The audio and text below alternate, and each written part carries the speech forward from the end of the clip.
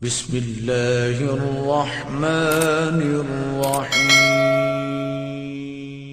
کیونکہ ہمارے ممبروں پر بھی بعض روشیں ذرا نامناسب چل پڑیں، اور وہ ہوا یہ کہ دشمن کی سازش کا شکار ہو گئے۔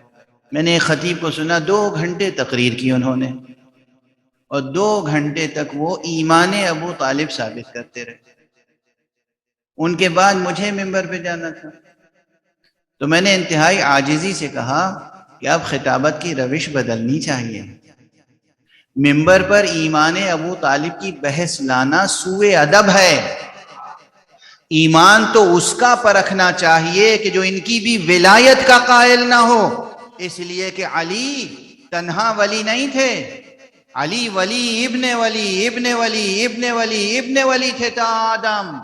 آپ ابھی یہی ثابت کر رہے ہیں، دشمن نے ایک شوشہ چھوڑ دیا اور آپ اس میں الجھ گئے۔ آپ کا منہ ہے کہ ایمان ابو طالب ثابت کریں گے۔ ابو طالب صاحب ولایت تھے، ابو طالب اپنے وقت کے خضر تھے۔ ابو طالب بھی اس فہرست میں ہیں جو قیامت میں شفاعت کریں گے۔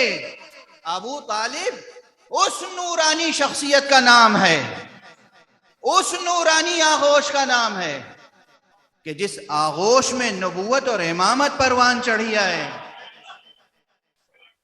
جس آغوش میں نبوت پروان چڑھے، امامت پروان چڑھے، اس کے لیے یہ تصور جو وہ لیے بیٹھے ہیں، اس تصور کے نتیجے میں اب ہم اور آپ بیٹھ کے ایمان ثابت کریں ابو طالب کا۔ بدل دے روش، ایمان ابو طالب نہ ثابت کریں، یہ بیان کرو آج سے کہ آخرت میں ابو طالب شفاعت کرنے والے ہوں گے۔